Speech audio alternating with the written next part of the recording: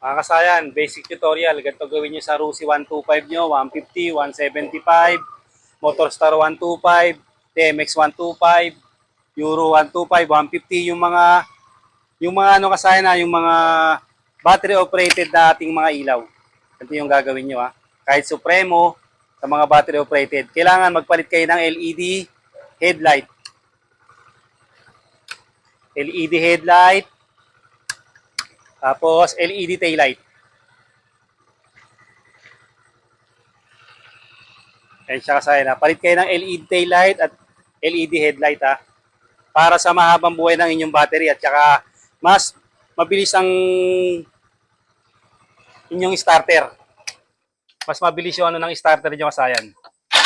Mas mabilis yung magiging response kasi magaan yung load nyo. Laging full charge ang inyong battery. Ito siya. Pansinin nyo siya kasayan to. Tignan natin na. Naka-off yung ano natin. Naka-off yung ating mga ilaw. Tapos, tetest natin yung kanyang battery. Pansinin nyo. 13.8. Okay, revolution mo.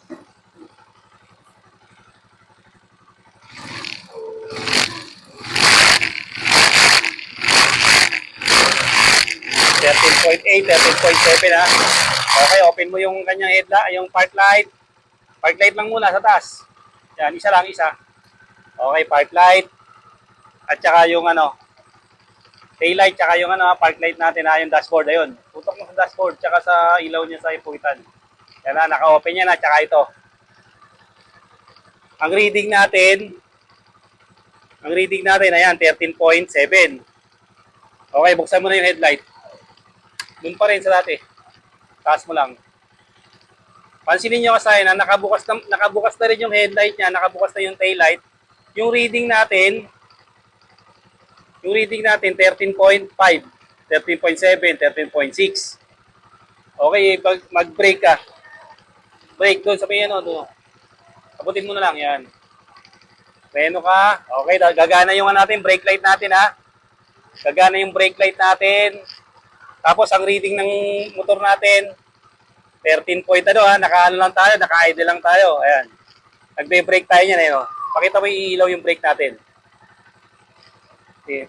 Pitik-pitikin mo para makikita na umiilaw yung brake light. Tutok dun sa tapos tutok dito. Ayan, pansinin niyo ha.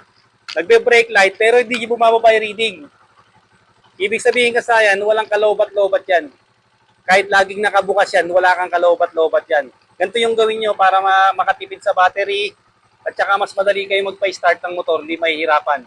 Kasi sa bawat parking nyo, automatic mapupuno yung motor nyo kasi ang LED headlight at taillight, mahina yung konsumo ng battery.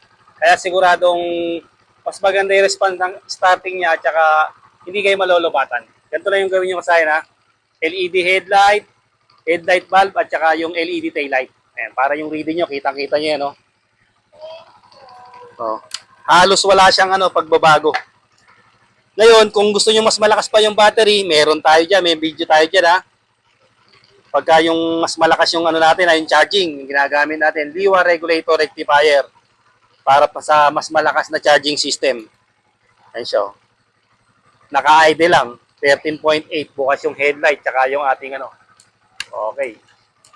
Headlight, taillight natin ha. Ganito yung gawin niyo kasayan para mas siguradong mahaba ang buhay ang battery. Simpleng video lang to kasayan pero makakatulong sa inyo to. Siguradong mas one click start kayo pag kahit naka-open pa siya, one click start pa rin kahit open yung headlight tsaka yung taillight nyo. Rusi 125, 150, 175, TMX 125, Motorstar Jaling, Skygo, pwede kasayan. Hanggang dito lang mga kasayan. Salamat sa panonood.